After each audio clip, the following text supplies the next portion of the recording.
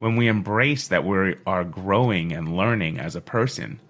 A pivot is something we accept, where change is something we are still deciding about whether or not we actually want to do it. That's what makes change hard. Hi, I'm Jay, a certified personal and executive coach who believes that rediscovering ourselves takes just a little bit of courage. This show is focused on helping you develop the mindset and the courage to become curious about the thoughts holding you back in life and intentional about making changes that'll help you live your best life. And we're doing it one episode at a time. Hello and welcome to Intentionally Curious. If you're a Positivity on Fire subscriber or a regular listener, don't panic. Rest assured that you're 100% in the right place.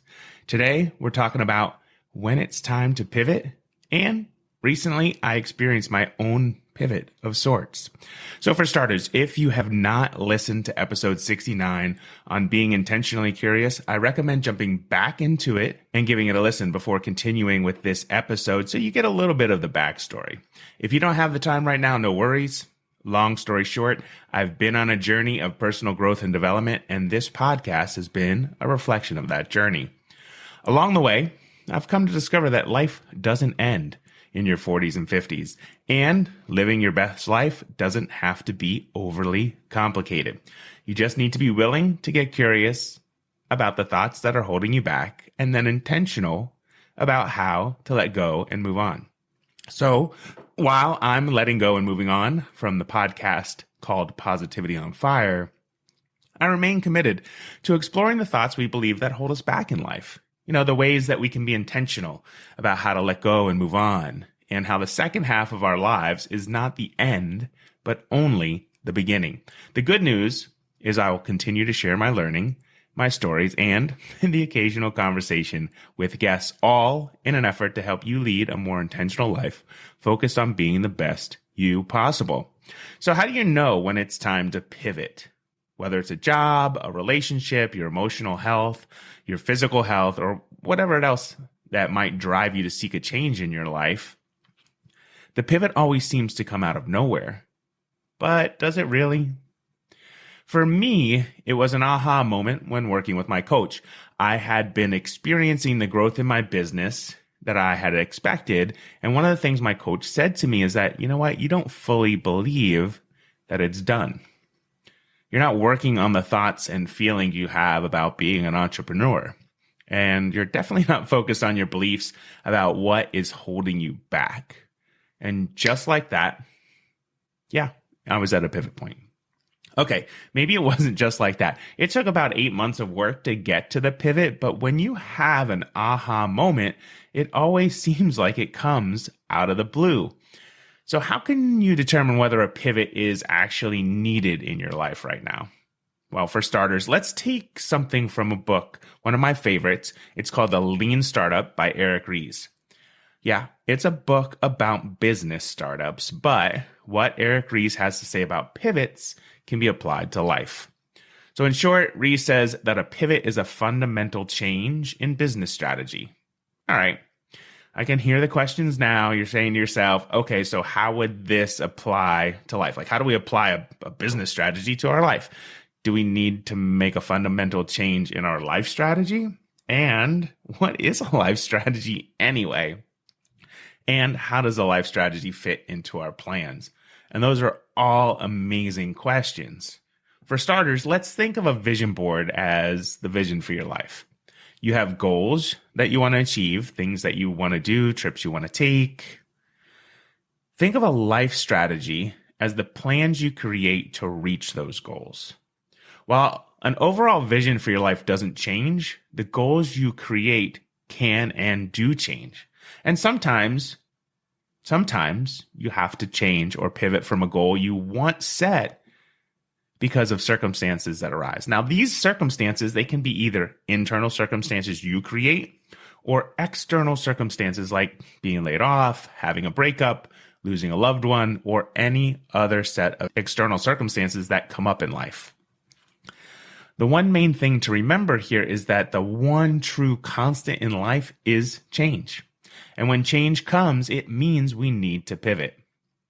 But why? Why pivot? All right, well, we pivot in order to try and have a complete and fulfilling life as possible, right? We want that for ourselves. We want to have a life that's filled with things that make us happy. And pivots, they come in all shapes and sizes. Sometimes you pivot in a relationship or out of a relationship. Sometimes you pivot in your circle of friends. Sometimes we have career pivots or where we live or the way that we exercise or how we eat or what we believe about ourselves and what we believe about others. So a pivot is just a fancy way of saying change. Like I said, change is a constant, but a pivot happens when we're ready to change, when we embrace that we are growing and learning as a person. A pivot is something we accept, where change is something we are still deciding about whether or not we actually want to do it. That's what makes change hard. But a pivot happens when we're ready. The easiest way for you to determine right now at this moment whether or not a pivot is needed in life is just to do an inventory of your life. Many people call this a life wheel exercise, and I do it with my clients, but you can also think of it as a life satisfaction survey or a self-reflection. Whatever it is you want to call it, we're just taking a peek inside what's up in our head. To do this, you'll want to take a notebook, a sheet of paper, and write down the following categories on it. Write down relationships, emotional health, physical health, spiritual life, career, and money. Okay. Now that you have that written down, we're going to do a scale of 1 to 10.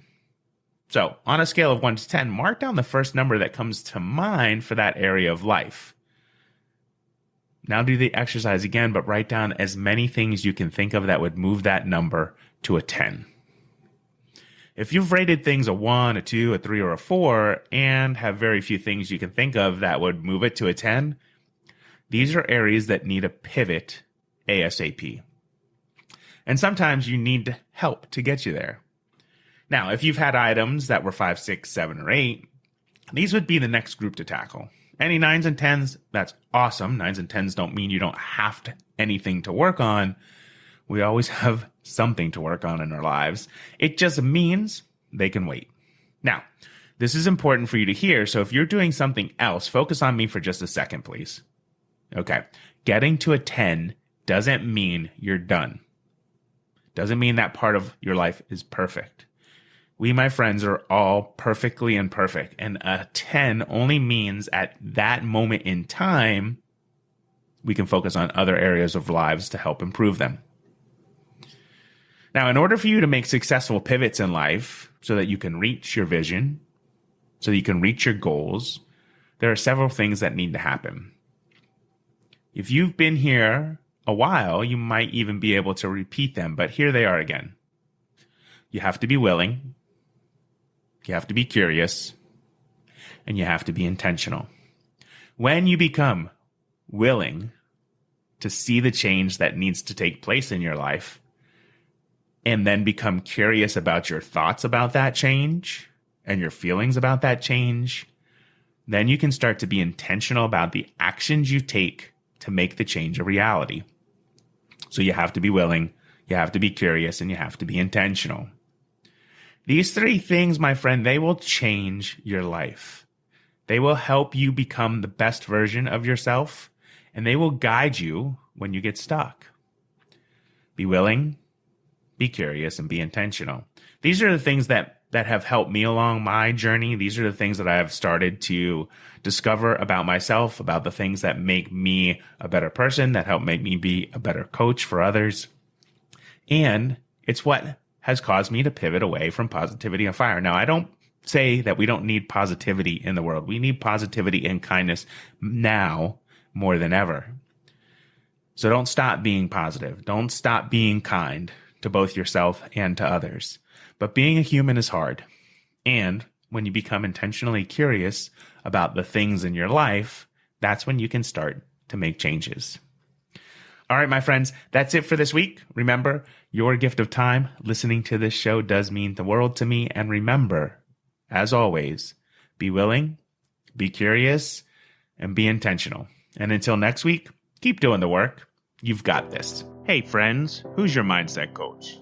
If you don't have one, it would be my honor to work with you. If you're ready, visit jasonramsden.com and click Get Started in the upper right-hand corner of the screen to schedule your free call today. I hope to talk to you soon. Until then, have an amazing day. Intentionally Curious is a production of Impact One Media LLC. All rights reserved.